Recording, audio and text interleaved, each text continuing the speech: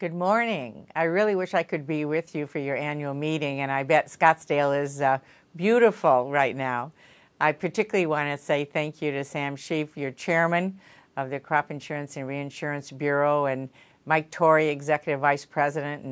And thank you to everyone who have been so involved working with us on policies around agriculture and the Farm Bill. So many of you have met with Chris Adamo, my chief of staff for the Agriculture Committee, and Jonathan Kompas and Joe Schultz, my key economists and folks that have been working on the issues that you and I care about so much. So thank you for all the input you've given us so far, and we certainly expect to continue to partner with you as we move forward to complete and pass a Farm Bill this year.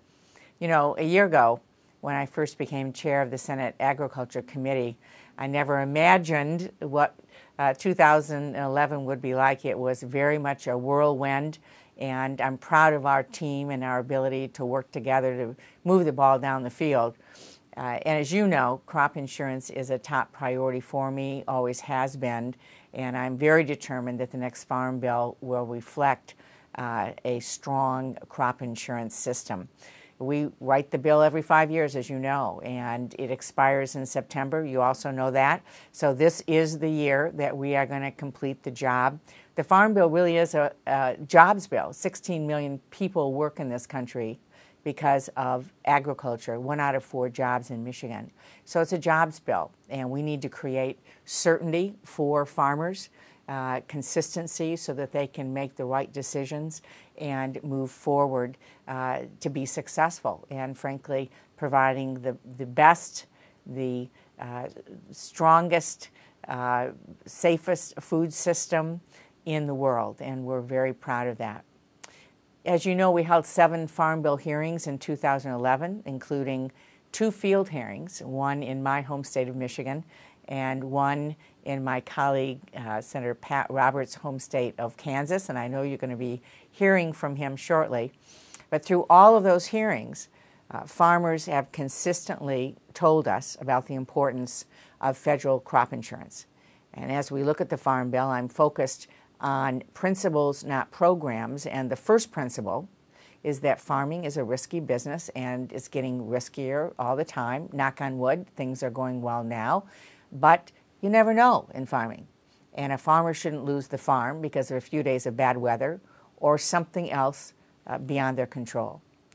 So during the summer, as you know, after we were moving forward on field hearings and the regular order process for the Farm Bill, we had to address the Joint Select Deficit Reduction Committee process, or the Super Committee, which was created as a result of the debt ceiling debate. Now, we were all expected to show how our committees would help reduce the deficit, and I took that very seriously and take that very seriously. And I've reminded people here all the time that agriculture is more than willing to do our fair share. We're willing to do our part. You know better than anybody else, crop insurance has already taken a cut.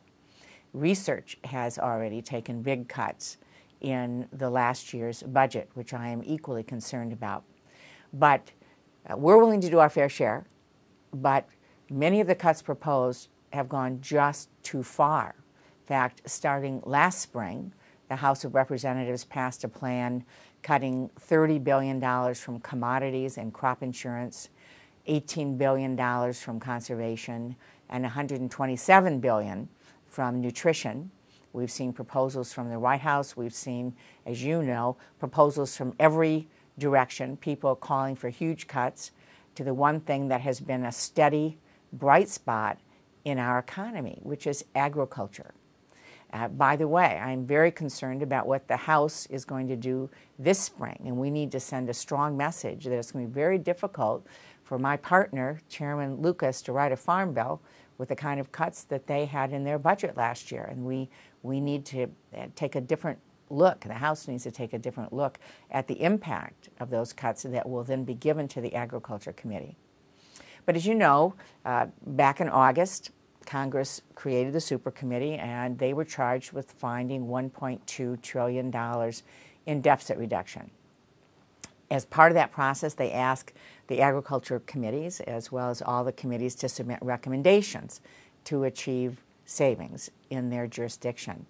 Now, most of the committees, in fact, just about all the committees, sent in a Senate Democratic recommendation, a Senate Republican recommendation, a House Democratic recommendation, a House Republican recommendation.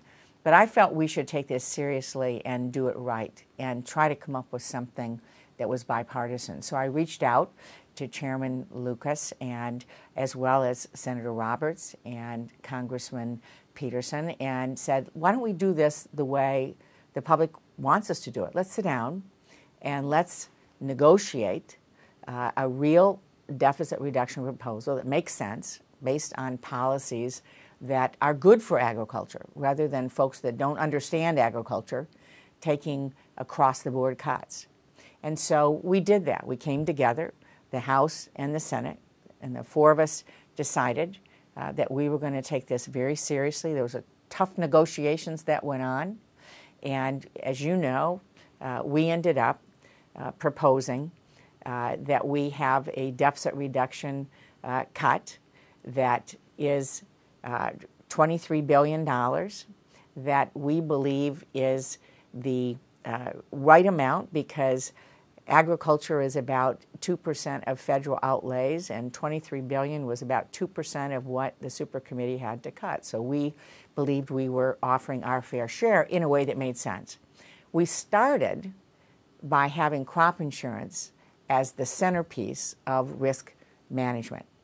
We know there is not support for continuing direct payments, but there is strong support for crop insurance and creating a risk management system that makes sense. And so we developed broad agreement to improve coverage for existing producers, for example, by addressing the declining yield problems that face many wheat growers in the Plains states. We also developed some language, working with many of you, to expand crop insurance to farmers who don't currently have access to affordable insurance. Many of those in my state involved in specialty crops. We also know there are others where just focusing on crop insurance right now as a transition is not enough. And so we have some work to do yet within the commodity title to make sure it's fair for every region of the country and every commodity. But crop insurance, from my perspective, is the centerpiece of that. At the end of our process, which was a very tough negotiating process, I'm proud to say that we developed a bipartisan, bicameral set of recommendations that, in fact, did cut $23 billion. It was scored by the budget folks, and we put together legislative language.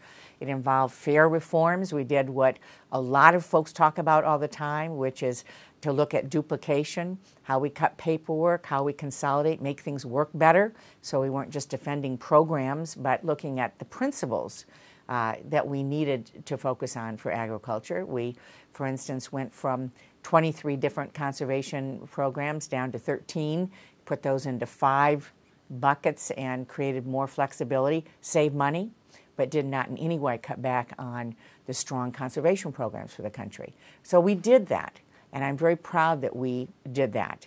The unfortunate part is that we were the only committee that ended up coming up with something that was bipartisan and bicameral. So, as you know, the super committee did not meet its requirements, and so we were not able to move forward in that format to be able to create certainty for farmers and to be able to get this done in a way that would create that kind of immediate deficit reduction.